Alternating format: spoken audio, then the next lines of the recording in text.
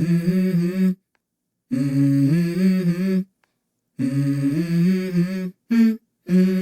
go.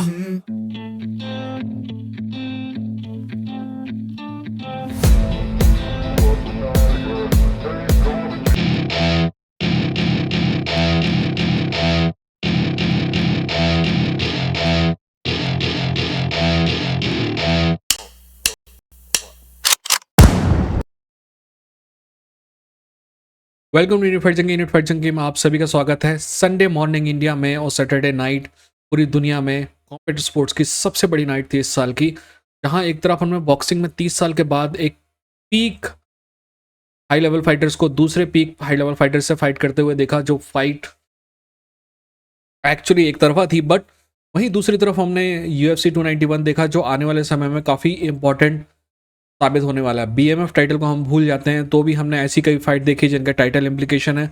वहीं कई ऐसे फाइटर देखे जो शायद अपने कॉन्ट्रैक्ट के आखिरी फाइट में थे, तो शायद इसके बाद रिटायर होने वाले थे। ये इवेंट पूरा इंपॉर्टेंट है, तो हम इस इवेंट के एक्चुअली आगे क्या होने वाला है और इस इवेंट से क्या फर्क पड़ेगा, इस बारे में बात करेंगे। हम बात करेंगे कि टेरेंस क्रॉफोर्ड का भविष्य कहाँ है।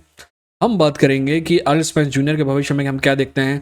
टोनी फर्ग्यूसन रिटायर होगा कि नहीं होगा, डेरिक लुइस UFC में रहेगा कि नहीं रहेगा, डस्टिन पोरिया के लिए आगे फाइट क्या होनी चाहिए, एलेक्स पेरेरा चैंपियन बनने लायक है कि नहीं है, या फिर अगली फाइट चैंपियनशिप के लिए होगी कि नहीं होगी, जस्टिन गेची की अगली फाइट चैंपियनशिप के लिए होगी, या फिर कोई और मनी फाइट होगी, या BMF फाइट होगी, क्या केविन हॉलैंड 170 में रहेगा, 185 में जाएगा। इन सारी चीज़ों के बारे में हम बात करेंगे, तो थोड़ा सा सब्र रखने का, आराम से बात करेंगे, हर चीज़ के बारे में बात करेंगे। बट आगे बढ़ने से पहले सब्सक्राइब करके बेल आइकन को क्लिक कर दीजिए, क्योंकि ये कॉमेंट स्पोर्ट का सबसे बेहतरीन चैनल। बट आगे बढ़ने से पहले दो एक्स्ट्रा चूतियापों की बात करेंगे, जो पता नहीं मुझे अपने कमेंट से पता चला है, और थैंक यू सो मच, आप मेरा इतना ख्याल रखते हैं हर जो खबर मेरे बारे में मेरे को। खबर नंबर 1 ये है कि किसी ने, हॉट बॉक्स हिंदी है भाई साहब, उसने कहा कि उसने मना कर दिया है मेरे को कोलैबोरेशन के लिए। वैसे तो मैंने लगभग 10-15 दिन पहले, आप सभी को पता है कि मैं एक कठिन दौर से गुजर, सभी से रिक्वेस्ट की थी। और यहाँ पे जो मेरे कंटेम्प्रेरी है, लगभग हर कॉम्बैट स्पोर्ट्स चैनल जो इंडिया में है, उनसे मैंने कोलैबोरेशन के लिए कहा था, क्योंकि I really needed help. Important point is I really needed help. आपकी वजह से मैं सर्वाइव कर पाया। इस चैनल के बहुत सारे सब्सक्राइबर हैं जिनकी वजह से मैं सब्सक्राइब कर पाया। मेरे कुछ दोस्त हैं, उनकी वजह से मैं सब्सक्राइब कर पाया। मैंने लगभग हर चैनल को ऑफर किया कोलैबोरेशन का। ना सिर्फ ऑफर किया, बल्कि मैंने अपने चैनल का पार्ट भी वो दिया, क्योंकि मेरी मजबूरी थी, मेरे पास और कोई साधन नहीं था। तो उसमें से शायद इस चूतिया को भी मैंने ऑफर, अगर इसका जवाब नहीं आया, ये इसने वीडियो बनाया। मैं आपको बताता हूँ कि किन किन का जवाब आया। MMA अमन जो है, उसका जवाब आया, उससे बात हुई मेरी। UFC दोस्त वाले से बात हुई, UFC नमस्ते वाले से बात हुई। तो अमन और UFC नमस्ते, I don't care about them now. I respect both of them, but I don't care about it. Right, ऐसा नहीं है कि मेरे दिल ये उनके दिल में कोई भी बुरी बात। UFC दोस्त के बारे में मैं बात करना चाहूँ। UFC दोस्त के बारे में मैंने एक बार उसका मजाक उड़ाया था इस चैनल में। पर यार, UFC दोस्त वाले का दिल इतना बड़ा था कि मजाक उड़ाने के बाद भी he went out of his way to help me, and he did not ask anything. Although I have compensated for his help already, but मेरे दिल में उस आदमी के लिए कभी अगर UFC दोस्त को भविष्य में मेरी ज़रूरत पड़ेगी, किसी वीडियो के लिए, कोलैबोरेशन के लिए, किसी भी चीज़ के लिए, मैं करूँगा। उसके लिए सिर्फ मुझे मुझे एक कॉल करना है और मैं करूँगा। उसके लिए, उस आदमी के लिए मेरे को जो भी कुछ करना हो वो मैं करूँगा। जिस किसी ने मेरी मदद किया उसके लिए जो कुछ भी करना मैं करूँगा। चाहे रात को 12 बजे हो, सुबह 3 बजे, 2 बजे, मैं करूँगा। अब इस चूतिए के बारे में बात कर लेते हैं, जो बोल रहा है कि दोस्त मैंने तब ऑफ़र दिया था। ऑफ़र देने के पहले, देने का कारण बहुत सिंपल था। First, I needed help. Second, मेरा मानना है कि मैं कॉम्बैट स्पोर्ट का सबसे बेहतरीन एनालिस्ट हूँ इंडिया में। और अगर कोई है बेहतर तो बताना। पर तुम लोगों के पास, किसी के पास 8,000, किसी के पास 10,000, किसी के पास 15,000, किसी के पास 30,000 सब्सक्राइबर हैं। यानी कि तुम लोगों के पास सब्सक्रिप्शन बेस है और मेरे पास नॉलेज। नॉलेज और सब्सक्रिप्शन बेस इकट्ठा मिल जाता तो बहुत कुछ हम कर पाते। और तुम में से किसी ने वो ऑफर को किया नहीं, क्योंकि आप लोग सिर्फ पास का नुकसान देखते हो, दूर का फायदा नहीं देखते। खैर, इट्स ओके। इस चैनल को ना सिर्फ मैं चलाऊंगा, बल्कि आप सबसे आगे ले जाऊंगा। और सिर्फ एक आदमी जिसके मेरे दिल में कोई वो नहीं है, जिसको मैं पछाड़ूंगा, कि मैं अगर उसको मदद भी तो करूँगा, वही UFC दोस्त। अब ये UFC हॉटबॉक्स कहता है अपने चैनल। मुझे किसी ने मैसेज करके बताया, सॉरी कमेंट करके बताया, किसने डिक्लाइन कर दिया। अच्छा, डिक्लाइन कर दिया, बहुत अच्छी बात है, कोई दिक्कत नहीं है। I offered you the point of weakness and you declined it. It was your right to do so and you did it right. Right. मेरी नज़र में आपके लिए ओपिनियन क्या है? मेरे नज़र में आपके लिए ओपिनियन है कि गली मोहल्ले के लौंडे ऐसे तुम बात करते हो. गली मोहल्ले में जो रोड में खड़े लौंडे बात करते हैं ऐसा. और तुम, मेरी एक थ्योरी है कि आप अरमानी का शूज़ पहन लो, रॉल्स रॉयस में बैठ जाओ, गुची के जूते पहन लो, है ना, और अपनी लुगाई को प्रादा का पर्स दे दो, तो तुम गांव में जाओगे ना तो बहुत इज्जत होगी तुम. ऐसे ही तुम मुंह खोलोगे ना चूती है, तुम्हारे अंदर का नॉलेज बाहर आ जाएगा. तो मेरे को इसके आगे कुछ कहने की जरूरत नहीं कि मेरे को मेरे दिल में तुम्हारे लिए कितनी. अब बात करते हैं अगले चूतियापे की. इस चूतिया ने बोला, ये भी मेरे कमेंट में है, अगर गलत है तो बताना. ठीक है? इस चूतिया का कहना है कि इसने मेरे को चैलेंज किया 155 पाउंड, 170 पाउंड. तो पहली बात तो चूतिया, मैं 170 155 पाउंड में आता नहीं. दूसरी बात, मैं 37 ईयर्स हो जाऊंगा 5 दिन में, 6 दिन में. 7 अगस्त को मेरा बर्थडे है ना. मैं फ़ोन क्यों उठाया हूँ? ताकि तू मेरी बात ध्यान से सुन सके. फिर माइक्रोफोन क्यों उठाया हूँ? अब ये आदमी मेरे को चैलेंज कर रहा है 170 150 पाउंड में. शायद फाइट के लिए चैलेंज कर रहा होगा, है ना, कंचे खेलने के लिए तो नहीं कर रहा होगा. और अगर मैं रॉजर फेडरर के पास जाऊं और बोलूं कि भाई मैं तेरे को कंचे खेलने के लिए ना टेस्ट कर रहा हूँ, चैलेंज कर रहा हूँ, खेल. रॉजर फेडरर कहेगा कि चूतिया है कि तू. अगर मैं विराट कोहली के पास जाऊं और बोलूंगा मैं तेरे को ना हुल गदगद खेलना है, उसके लिए चैलेंज कर रहा हूँ, विराट कोहली कहेगा भाग चूती. अगर मैं विजेंद्र कुमार बॉक्सर के पास जाऊं और मैं कहूँ यार मैं तेरे को, अपन दोनों ना अंडा दो पाई पाई खेलते हैं, मैं तेरे को अंडा दो पाई पाई खेलने के लिए चैलेंज कर रहा हूँ, वो कहेगा भाग चूती है. वैसे ही अगर मेरे पास कोई आएगा ना 175 170 155 में फाइट के लिए चैलेंज करने, और मैं देख रहा हूँ कि तेरी उम्र कम से कम मेरे से 10-12 साल छोटी, और तू चैलेंज कर रहा है इसलिए क्योंकि तेरे को लगता है कि तू जीत. मैं फाइटर हूँ क्या? नहीं ना. मैं एनालिस्ट हूँ, राइटर हूँ. यानी कि मैं यहाँ नॉलेज की बात. अगर तेरे पिछवाड़े में कुछ होता ना तो तू मेरे को नॉलेज के लिए चैलेंज करता. तू बोलता कि सर या भैया या जो भी है, जो भी बोलता, चूतिया ही बोल देता मेरे को. बोले चूतिया एक काम कर, तेरे को लगता है ना तेरे को बहुत नॉलेज है, मैं तेरे को चैलेंज करता हूँ, ये टॉपिक है, इस पे दोनों पे अपन बहस करेंगे. 5 टॉपिक तू बोल, 5 टॉपिक मैं बोलता हूँ, फिर अपन बहस करते हैं. और पब्लिक को डिसाइड करने देंगे कि वो क्या करेंगे, कौन जीता उसमें से, है ना. डिबेट करेंगे. तो मैं मानता है कि भाई तू अच्छा आदमी. तू बोलते एक काम कर, तू एक आर्टिकल लिख, मैं एक आर्टिकल लिखता हूँ, और पब्लिक को बोलते दोनों में से बेहतर कौन सा है. यानी कि सिर्फ एमएमए की बात कर रहा है ना, एमएमए के बारे में लिख. ठीक है. और फिर पब्लिक से पूछते हैं बेहतर कौन, है ना. यानी कि जो फील्ड में हम काम कर रहे हैं उसमें चैलेंज करते हैं. विराट कोहली को कंचे खेलने के लिए चैलेंज नहीं करते, अंडा दो पाई पाई खेलने के लिए चैलेंज नहीं करते. अगर विराट कोहली को चैलेंज करना है तो क्रिकेट खेलने के लिए कर. अब जैसे तू मेरे पास आएगा ना तो चूतियापे वाली हरकत है तेरी. खैर, मुझे नहीं पता है कि तेरे कमेंट में लोगों ने क्या कहा क्या नहीं कहा, बट मैं तो तेरे को नहीं बोलता. तो ये बिल्कुल भी नहीं है कि मैं तेरा चैलेंज एक्सेप्ट नहीं करता. मेरा देख, मैं सिवनी के नाम का एक शहर है छोटा सा एमपी में, वहाँ रहता हूँ. और लगभग मतलब 2-3 महीने यहाँ रहता हूँ, बाकी 9 महीने बैंगलोर में. इन दोनों में से किसी भी जगह तेरा आना हो ना, तू बता देना. जहाँ तेरे को फाइट करना हो तू बता देना. ठीक है.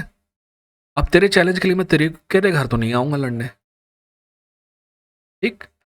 अब तेरे को क्या लगता है कि तू, मान ले कि हम लड़ते हैं, तू जीत जाता है, तो क्या उखाड़ लेगा? मैं तो फाइटर हूँ नहीं. मैं विराट कोहली को कंचे में हरा के क्या उखाड़ लूंगा? मैं रॉजर फेडरर को हुल गदागद में हरा के क्या उखाड़ लूंगा? मैं विजेंद्र कुमार को अंडा दो पाई पाई में हरा के क्या उखाड़ लूंगा? अगर हमको हराना था तो विजेंद्र को बॉक्सिंग में हराता, विराट को क्रिकेट में हराता, रॉजर फेडरर को टेनिस में. अब अगर तेरे को प्रॉब्लम हो ना, अगले बार मर्द बनना और डायरेक्ट मेरे को फोन है ना तेरे पास, जब मिलने वीडियो मत बनाना. चलो अब काम की बात करते हैं. यहाँ पे की बात.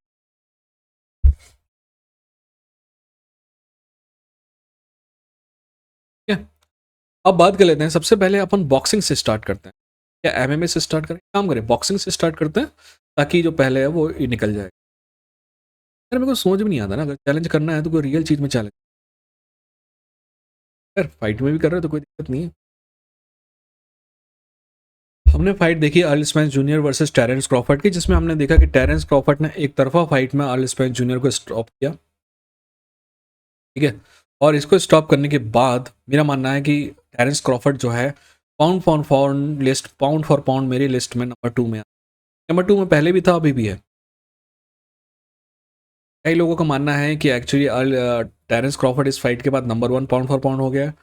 मैं थोड़ा अग्री नहीं करता, मेरी लिस्ट में इन अ वे अभी भी नंबर 1 है। बट अगर किसी की लिस्ट में इन अ वे नंबर 2 में है और टेरेंस क्रॉफर्ड नंबर 1 में है, तो भी मेरे को उससे कोई प्रॉब्लम नहीं है, क्योंकि बहुत क्लोज है ना। इस फाइट में अगर टेरेंस क्रॉफर्ड को जीतने के लिए क्रेडिट दिया जाना चाहिए, तो ये फाइट को to make this fight happen, उसके लिए क्रेडिट दिया जाना चाहिए अर्ल स्पेंस जूनियर को, क्योंकि पिछले 5 साल से हम सभी इस बात को लेके बैठे हैं कि ये फाइट होनी चाहिए, होनी चाहिए, होनी चाहिए। और हमने देखा है कि टेरेंस क्रॉफर्ड इसके लिए मेहनत नहीं कर रहा है, अर्ल स्पेंस जूनियर कर रहा है, क्योंकि शायद अर्ल स्पेंस को जूनियर को ये लगता था कि वो उसको हरा सकता है। तो अर्ल स्पेंस जूनियर गलतफहमी में था, और टेरेंस क्रॉफर्ड ने ये साबित किया कि वो शायद इंटरव्यू अच्छा नहीं दे सकता, शायद वो इतना कैरिज्मेटिक नहीं है, बट फाइटर दोस्त जनरेशनल टैलेंट है। यानी कि हम आज से जब अपने लौंडे लफाटे होंगे, बच्चे होंगे, तो उनको बताएंगे कि हम टेरेंस क्रॉफर्ड फाइट करता था ना बेटा मैं। अब आगे क्या होने वाला है? आगे यही होने वाला है कि फिर से रीमैच क्लॉज होगा। रीमैच क्लॉज जो है वो एक्टिवेट करेगा। रीमैच क्लॉज कैसा था इसमें? म्यूचुअल रीमैच क्लॉज, यानी कि हारने वाला हो या जीतने वाला हो, वो इसको एक्टिवेट करा सकता था सेकंड फाइट के लिए। तो मेरा मानना है कि इसको रीमैच क्लॉज को एक्टिवेट करेंगे सेकंड फाइट के लिए, और रीमैच क्लॉज इसको एक्टिवेट करेगा कौन? Earl Spence junior. बट यहाँ पे एक इंपॉर्टेंट बात है, रीमैच क्लॉज कोई भी एक्टिवेट कर सकता था, बट जो नेक्स्ट फाइट होगी वो किस वेट डिवीजन में होगी, ये तय करेगा इस फाइट को जीतने वाला, यानी कि टेरेंस क्रॉफर्ड। यानी कि अर्ल स्पेंस ये बोल सकता है कि हम अगली फाइट करेंगे, बट टेरेंस क्रॉफर्ड बताएगा कि किस वेट क्लास में होगी। तो इन दोनों की बातों से जो मुझे लग रहा है, पिछले 2 दिन में जितने भी इनके बयान आए हैं, कि या तो 152 157 में होगा, इस वेट क्लास में तो नहीं होगा दोनों की। फिर भी अगर होती है तो देखना पड़ेगा। अब अगर हम अर्ल स्पेंस जूनियर की माने, तो वो चाहता है कि फाइट इस साल ख़त्म होने से पहले हो, बट मेरे को थोड़ा मुश्किल लगता है ऐसा होना। मेरे को लगता है कि ये फाइट अभी नहीं होगी, अगले साल होगी, 2024 में, शायद फर्स्ट क्वार्टर में, यानी कि जनवरी से मार्च के बीच में होगी, बट अभी नहीं होगी। ये हो सकता है कि इस फाइट के चांसेस ये हैं कि न्यू ईयर की फाइट हो, क्योंकि बड़ी फाइट है। ठीक, ओके। अब बात करते हैं, अब चलते हैं UFC 291 में। एक काम करते हैं, उल्टे से चालू करते हैं। माइकल किएसा और जो हॉलैंड केविन हॉलैंड वाली फाइट है, उनमें इन दोनों के भविष्य क्या है उस पे बारे में बात पहले कर लेते हैं, और एंड में जस्टिन गेची और डस्टिन पोरिया के बारे में बात। ठीक है, हाँ दोस्त, ये मेरा मैसेज जरूर पहुंचा देना उस UFC हॉट बॉक्स वाले, ठीक है ना। और कहना कि अगली बार वीडियो मत बना, अगर दम है तो सीधे।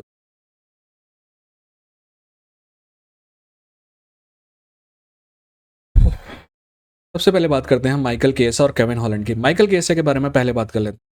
माइकल केएसा को अपने आप से ये सवाल पूछना होगा कि क्या वो एक गेटकीपर बन के रहना चाहता है, क्या उसके दिमाग में अभी भी चैंपियनशिप है। जहाँ तक मैं माइकल केएसा को जानता हूँ, जहाँ तक मैंने माइकल केएसा की फाइट देखी है, एंड आई लाइक माइकल केएसा, मुझे लगता है कि माइकल केएसा के दिमाग में चैंपियन बनना है। हम उसका एम गेटकीपर बनना नहीं है, उसका एम पैसा कमाना नहीं है, उसका एम चैंपियन बनना है। पैसा कमाना सभी का रहता है, बट सिर्फ पैसा कमाना ही नहीं है, चैंपियन बनना भी है। मेरे ख्याल से माइकल केएसा पिछले 2 सालों में बहुत बेहतरीन ब्रॉडकास्टर बन गया है, बट अभी भी उसका दिल जो है फाइट में है। तो अगर ये सवाल माइकल केएसा से अपने आप से पूछेगा कि उसको क्या चैंपियन बनना है कि सिर्फ ऐसी फाइट करते रहना है, तो जवाब चैंपियन बनना ही आएगा। फिर उसको अगला सवाल पूछना होगा जिस पे सब कुछ डिपेंड करता है कि माइकल केएसा, अगर तुम्हें चैंपियन बनना है तो तुम्हें ये बात आंसर करनी पड़ेगी, क्या तुमको लगता है कि सिर्फ रेसलिंग के दम पे तुम चैंपियन बन जाओगे? क्या तुमको लगता है कि एवरेज रेसलिंग भी नहीं होगी तुम्हारे, एवरेज स्ट्राइकिंग भी नहीं होगी तुम्हारे पास, और तुम चैंपियन बने रहोगे? मेरे ख्याल से माइकल केएसा का भी जवाब होगा नहीं, और मेरा जवाब भी होगा नहीं। जब तक कि कम से कम एवरेज स्ट्राइकिंग ना होना तुम्हारी, तो कोई दिक तो इस चैंपियनशिप तुम्हारे भविष्य में नहीं। जहाँ तक वेल्टरवेट की बात है, वेल्टरवेट में पहले भी डोमिनेंट रेसलर्स हुए हैं जो डोमिनेंट चैंपियन है, चाहे कमारू उस्मान हो, टायरन वुडली हो, चाहे मैट ह्यूज हो, है ना। ये सब रेसलिंग थे, बट ये बुरे स्ट्राइकर नहीं थे, काफ़ी अच्छे स्ट्राइकर थे। यहाँ तक कि टायरन वुडली और आपका ओस्मान तो बेसिकली फाइट जो है स्ट्राइकिंग के लिए जाने जाने लगे थे बाद में, एंड में, रेसलिंग की जगह। है ना? तो he needs to be a better striker, otherwise there is no future of Michael Chiesa in the UFC title picture. अब केविन हॉलैंड की बात करते हैं. केविन हॉलैंड ना सिर्फ जीता बल्कि ये साबित किया कि केविन हॉलैंड ने रेसलिंग में काफ़ी इंप्रूवमेंट किया. केविन हॉलैंड ने 1 2 नहीं 3 टेक डाउन रोके, और चौथा जो फाइट एंडिंग मनूवर जो केविन हॉलैंड ने किया डार्क चोक वाला, वो भी तभी किया जब चौथा अटेम्प्ट कर रहा था माइकल केसा. माइकल केसा अच्छा रेसलर है, अच्छा नहीं बहुत अच्छा रेसलर है. उस बहुत अच्छे रेसलर के 4 अटेम्प्ट रोक पाना ये साबित करता है कि रेसलिंग पहले से बेहतर हो गई. और जैसा कि मैंने आपको पहले भी कहा था कि अगर सिर्फ एक लौती कमी अगर केविन हॉलैंड सुधार लेता है और वो है टेक डाउन की, केविन हॉलैंड एकदम से बहुत ज़्यादा डेंजरस. मेरा मानना है केविन हॉलैंड का भविष्य बहुत अच्छा है आपके यूएफसी में, अगर वो वेल्टर वेट में रहता है. अब इंटरेस्टिंग बात यह है कि केविन हॉलैंड ने एंड में कहा कि मेरे को वहाँ जाना है वापस, हाँ, आपके मिडिल वेट डिवीजन में. सॉरी, मेरा फोन आता है. मेरा मानना है कि केविन हॉलैंड ने ये बात सिर्फ निगोशिएशन के लिए कही है. वो थोड़ा ज़्यादा पैसा चाहता होगा, बाकी मेरे को नहीं लगता कि वो आपके वहाँ पे जा सकता है, जाने वाला है मिडिल वेट में तुरंत. हाँ, भविष्य में जरूर जाएगा. केविन हॉलैंड की उम्र कम है, वो अपने आप को पहले साबित कर सकता है वेल्टर वेट में और उसके बाद मिडिल वेट में जा सकता है. केविन हॉलैंड की उम्र बहुत कम है और बहुत टैलेंटेड है, भविष्य बहुत अच्छा है. बस रेसलिंग इकलौती कमी दिख रही थी उसे गेम में, जो ऐसा लग रहा है कि वो पूरी कर रहा है. ठीक है, अब बात कर लेते हैं Tony Ferguson versus Bobby Green की. तो पहले बॉबी ग्रीन की बात कर लेते हैं. बॉबी ग्रीन ने सबमिट किया टोनी फर्ग्यूसन को, और बॉबी ग्रीन ने वही किया जिस काम के लिए बॉबी ग्रीन लाइटवेट डिवीजन में है. बॉबी ग्रीन बहुत ही अच्छा गेट कीपर है, जो अप एंड कमिंग स्टार्स को और जो जाने वाले स्टार्स है टोनी, उनको चैलेंज करता रहेगा. मेरे ख्याल से बॉबी ग्रीन अभी 1-2 साल और रहेगा यूएफसी में, और जो रोल बॉबी ग्रीन को दिया गया है वो उस रोल को परफेक्ट तरीके से निभा रहा है. तो बॉबी ग्रीन इस जगह पे बना रहेगा और आगे बढ़ता जाएगा. बॉबी ग्रीन का खुद का सपना भी नहीं है मेरे ख्याल से चैंपियन बनने का, और कभी वो चैंपियन बन आसपास भी नहीं बैठे. और जो काम कर रहा है वो अच्छे तरीके से करता रहेगा. सॉरी, बॉबी ग्रीन नहीं, बॉबी ग्रीन का अब नाम है किंग. किंग को ऑल दी बेस्ट. जहाँ तक टोनी फर्ग्यूसन की बात है, टोनी फर्ग्यूसन रिटायर नहीं हुआ है, हमें पता है. और 3 चीज़ें हो सकती हैं. नंबर 1, टोनी फर्ग्यूसन रिटायर हो जाए. नंबर 2, और इस जो अभी जो भविष्य है टोनी का, वो 3 सिनारियों में. नंबर 1, टोनी जो है रिटायर हो जाए. नंबर 2, यूएफसी टोनी को रिटायर कर दे या फिर निकाल दे. नंबर 3, टोनी कंटिन्यू करे फाइट करने. Number 1, Tony retire. अगर टोनी को रिटायर होना होता तो वो अभी ही हो जाता. मुझे लगता है कि टोनी के दिमाग में है कि उसको रिटायर होना है, क्योंकि टोनी भी पागल नहीं है. तो जो हो रहा है वो देख नहीं रहा है. मेरे को लगता है कि अगर टोनी फर्ग्यूसन के दिमाग में है रिटायर होना, तो वो एक इतनी फाइट जो है ना, विनिंग फाइट पे रिटायर होना चाहेगा. दूसरी बात, क्या UFC get rid can UFC get rid of Tony Ferguson? मेरे हिसाब से यूएफसी जो है ना, एक कारण अगर इसके पक्ष में ये दिया जा सकता है कि यूएफसी क्यों चाहेगी कि टोनी फर्ग्यूसन को वो निकाल दें, और उनका कॉन्ट्रैक्ट इस हिसाब से बना हुआ है कि वो निकाल सकते हैं. तो यूएफसी जो है ना, यूएफसी काफ़ी बड़ा कॉन्ट्रैक्ट देती है टोनी फर्ग्यूसन को. $300,000 के आसपास मिलते हैं हर एक फाइट के, है ना. तो यूएफसी को काफ़ी खर्चा करना पड़ता है टोनी फर्ग्यूसन में. तो ये कारण हो सकता है कि यूएफसी उसको निकाल दे, क्योंकि वो इतना इंपॉर्टेंट प्लेयर नहीं रह गया, बड़ा स्टार नहीं रह गया. और वैसे पब्लिक को देख के तो लगता है कि बहुत बड़ा स्टार है, बट हो सकता है यूएफसी को ना लगे, तो वो निकाल सकती है. बट क्या वो ऐसा करेगी? मेरे को नहीं लगता कि वो ऐसा करेगी, क्योंकि अगर वो ऐसा करती है ना तो बहुत बैड प्रेस होगी. राइट, प्रेस ना उसको खा जाएगी. वो एक्सेप्ट नहीं करेगी कि टोनी फर्ग्यूसन को आपने ऐसे और बिना कुछ. ठीक है, तो ये चीज़ें नहीं होने. मेरे ख्याल से तीसरी चीज़ ज़्यादा पॉसिबल है कि टोनी, जैसे ही टोनी जीतेगा ना, तो ही विल. यार मैं और तुम हम सब चाहते हैं कि टोनी रिटायर हो जाए, क्योंकि हमने टोनी को उस युग में देखा है कि जब टोनी बहुत शानदार, हमने उसको हारते हुए बार बार नहीं देखा. But at the end of the day उसकी चॉइस है और हमें रिस्पेक्ट करनी, वो चाहे अच्छी हो या बुरी हो. अब अगली फाइट के बारे में बात कर लेते हैं. Derek Lewis versus Marcos Rosario Delima, या फिर कहें Derek Lewis versus Marcos Rosario Delima. पहले बात कर लेते हैं मार्कोस होजारियो डेलीमा की. मेरे को मार्कोस होजारियो डेलीमा में कोई इंटरेस्ट नहीं है, इसलिए मेरे को कोई बात नहीं करनी. बात करते हैं डेरेक लुइस. डेरेक लुइस ना सिर्फ जीता, एम्फेटिक तरीके से जीता. ठीक है, अगर आप ये चैनल देख रहे हैं तो मैं बहुत बड़ा फैन नहीं हूँ डेरेक लुइस का, पर हम सभी को पता है कि डेरेक लुइस फैन फेवरेट है, बहुत ज़्यादा फेमस है यूएफसी फैंस में। आपको पता है डेरिक लुइस को अंडर कार्ट में क्यों डाला गया था? अंडर कार्ट में डेरिक लुइस को इसलिए डाला गया था क्योंकि डेरिक लुइस के कॉन्ट्रैक्ट की आखिरी फाइट थी ये। डेरिक लुइस के कॉन्ट्रैक्ट की आखिरी फाइट थी। हमें जीतने के बाद डेरिक लुइस ने बताया कि अभी वो फिर फ्री एजेंट है। तो मैं आपको समझा देता हूँ कि actually Derrick Lewis free agent नहीं है। मैं बताता हूँ कि कैसे काम चल। जैसे ही डेरिक लुइस की आखिरी फाइट होगी ना, हो गई जो कि, उसके बाद 90 डेज का टाइम रहेगा जब सिर्फ डेरिक लुइस यूएफसी से बात कर सकता है। मुझे इधर देखना पड़ेगा क्योंकि काम चल रहा है। यूएफसी से बात कर सकता है। उसके बाद अगर वो 90 डे के बाद वो फ्री होगा कि किसी और से भी नेगोशिएट कर सकता है। और अगर उसको किसी और का ऑफर आता है तो उस ऑफर को उसको यूएफसी को लेके आना पड़ेगा। यूएफसी के पास अधिकार होगा वो मैच करने का। फॉर एग्जांपल उसको एक नया ऑफर मिलता है जहां पे उसको $600,000 मिल रहे हैं पर फाइट के। वो ऑफर लेके यूएफसी के पास आना पड़ेगा। और अगर यूएफसी बोलेगा कि हम भी तुमको $600,000 देने को तैयार हैं तो उसको यूएफसी के साथ ही रहना पड़ेगा। ये मैचिंग पीरियड है।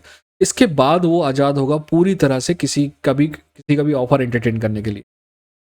जहां तक डेरिक लुइस की बात है, डेरिक लुइस को अच्छा खासा पैसा मिल सकता है क्योंकि पीएफएल जो है ना, डेरिक लुइस जैसे ही फ्री एजेंट बना तो पीएफएल की लार टपक रही होगी क्योंकि पीएफएल डेरिक लुइस को अपने यहाँ लेके आना चाहेगा फ्रांसिस नगानू से फाइट के लिए। क्योंकि एक बार डेरिक लुइस ऑलरेडी कम से कम रिकॉर्ड में तो है कि डेरिक लुइस ने हराया है फ्रांसिस नगानू को। और दोनों पंच फॉर पंच पावर में बहुत कुछ आसपास ही हैं। दोनों सबसे खतरनाक वन पंच नॉकआउट आर्टिस्ट हैं। और मेरे ख्याल से यूएफसी कभी नहीं चाहेगा कि डेरिक लुइस बाहर कहीं जाए और फ्रांसिस नगानू से फाइट करे। इसीलिए जो कुछ भी ऑफर करेगा पीएफएल, यूएफसी जो है उसको मैच करेगा। ठीक, अब आगे बढ़ते हैं और बात करते हैं एलेक्स पेरेरा वर्सेस जॉन ब्लॉकोविच की फाइट के बारे में। पहले जॉन ब्लॉकोविच के बारे में बात कर लेते हैं, फिर एलेक्स पेरेरा के बाद। देखिए, जहां तक मेरी बात है, आप सभी को पता है कि मैं फ़ैन हूँ जॉन ब्लॉकोविच का। मेरे लिए वो बहुत जेंटलमैन फाइटर है। बट जॉन ब्लॉकोविच ने क्या किया, जैसी फाइट खत्म हुई ना, जॉन ब्लॉकोविच ने बोला कि ये तो रॉबरी थी। I don't agree with that. Fight close थी बट मेरी किताब में तो एलेक्स पेरेरा ने फाइट फेयर एंड स्क्वायर जीती। बट अगर कोई जॉन ब्लॉकोविच को भी दे देता ना तो मैं ये नहीं कहता कि एलेक्स पेरेरा से रॉबरी होगी, क्योंकि फाइट क्लोज थी। जब क्लोज फाइट है तो जजमेंट दोनों के पास जा सकता है ना। तो वो नहीं थी। और इतनी साल से इज्जत बनाया है आपके ब्लॉकोविच ने एज ए जेंटलमैन फाइटर, और इस टाइप की हरकतें अगर करेगा ना ब्लॉकोविच तो उसकी जो इज्जत है थोड़ी सी कम होगी लोगों के दिल। अब ब्लॉकोविच का भविष्य क्या है? ब्लॉकोविच का भविष्य नंबर 1 ये है कि ब्लॉकोविच कभी टाइटल के लिए फाइट नहीं करे। अब ब्लॉकोविच एक गेटकीपर की हैसियत से रहेगा जो आने वाले टैलेंट को टेस्ट करेगा, है ना। वो एक छन्नी की तरह होगा। अच्छा टैलेंट उसको पार कर जाएगा, जो टैलेंट अच्छा नहीं होगा वो नहीं कर पाएगा। क्या ये मेरे को कहते हुए बहुत अच्छा लग रहा है? नहीं लग रहा है, क्योंकि जो ब्लॉकोविच आई लव ब्लॉकोविच, बहुत शानदार फाइटर है ना। बट जो सच है वो बताना पड़ेगा। एलेक्स परेरा की बात कर लेते हैं। एलेक्स परेरा ने हमको 2-4 चीज़ें बताई। पहला तो उसने फाइट जीती। दूसरी बात हमको ये बताई कि उसकी चिन पहले से बेहतर है। हो सकता है कि उसको वेट कट नहीं करना पड़ा है, इस वजह से उसकी चिन बेहतर है। दूसरा ये बताया कि उसका कार्डियो पहले से अच्छा है। यूटा में हो रहा था फाइट, फिर भी कार्डियो उसको धोखा नहीं दिया। तीसरी बात ये बताई कि वो अननेसेसरी रिस्क नहीं ले रहा है, यानी कि उसका फाइट आई कि उस पहले से बेहतर। यार, इस लड़के की 10 फाइट भी नहीं हुई है एमएमए में, और अभी से अगर ये ऐसा दिखा रहा है ना तो he can be a challenger. मेरे ख्याल से एक आदमी जो उसको हरा सकता है वो है अंकलेव। बाकी ऑनेस्ट मेरे को लगता है कि यूरी प्रोस्का को भी वो हरा सकता है, और आपके जमाल हिल को भी हरा सकता है। एक आदमी जो उसको हरा सकता है वो आदमी है अनकलाइव। क्योंकि एलेक्स परेरा की रेसलिंग अच्छी हुई है, बट क्या अनकलाइव से बेहतर हुई है? क्या अनकलाइव को रोक पाएगा वो? ये मेरे को थोड़ा। अब बात कर लेते हैं मेन इवेंट की। Main event Dustin Poirier versus Justin Gaethje की। डस्टिन पोरिया का भविष्य क्या है? डस्टिन पोरिया ने हारा, बट हारने के बाद किसी भी तरीके का बहाना नहीं बताया। डस्टिन पोरिया का भविष्य जो है वो ये है कि वो मनी फाइट चाहेगा, बड़े बड़े फाइटर से फाइट चाहेगा। डस्टिन पोरिया ने खुद ही ये बात साफ कर दिया है कि वो किसी अप एंड कमिंग फाइटर से फाइट करने के लिए तैयार नहीं है। मोस्टली यूएफसी क्या करती है, अपने वो फाइटर जो हल्का सा गिर रहा है ना उनका उपयोग करती है नए फाइटर को बड़ा बनाने में। यानी कि मान लो कोई नया फाइटर आया है, बहुत इंटरेस्टिंग है, वो डस्टिन पोरिया को हरा देगा तो एकदम से उसकी मार्केट में इज्जत हो जाएगी। तो ये इस तरीके से सेक्रीफिशियल लैम्ब टाइप, बलि के बकरे टाइप यूज़ करने की आदत है यूएफसी की। इसीलिए डस्टिन पोरिया ने कहा कि I am not fighting sum up and coming fighter. मेरा मानना है कि डस्टिन पोरियर को अगर यूएफसी ऑफर करेगा मनी फाइट तो डस्टिन पोरियर करेगा, और अगर नहीं करेगा तो ये डस्टिन पोरियर फाइट नहीं करेगा। उसका मन पहले से ही इससे उब चुका है। और एक बात तो मेरे को लगता है कि ये पक्की है कि डस्टिन पोरियर 155 में तो फाइट नहीं करेगा, जिससे भी फाइट करना है उसको 170 में। जहाँ तक जस्टिन गेची की बात है, जस्टिन गेची के दोनों हाथ में लड्डू हैं। एक तरफ उसके पास बीएमएफ टाइटल है, और अगली फाइट उसकी जो होने वाली है मेरे ख्याल से वो टाइटल फाइट होगी। इस्लाम वर्सेस ओलिवेरा में जो भी जीतेगा उससे फाइट होगी। तो आपको लग सकता है कि अगर ओलिवेरा जीतेगा तो क्या इस्लाम को रीमैच मिलेगा? आई डोंट नो, मिलना चाहिए हाँ, बट क्या मिलेगा दैट आई डोंट नो, क्योंकि हम यूएफसी के कमीनेपन से काफ़ी ज़्यादा वाकिफ़ हैं। क्या है, सॉरी दोस्त, मैंने सुबह ने शुरू शुरू में आपसे 7-8 मिनट आपके बारे में बिता दिए कि वो ये वाली बात, उसके लिए मैं माफ़ी चाहता हूँ, बट क्या करें, कोई अगर सवाल करता है तो उसका जवाब देना। अपना ख्याल रखिए, अपनों का ख्याल रखिए। ये था इंडियन फाइट जंकी। मिलते हैं अगली वीडियो के साथ, पढ़ेंगे।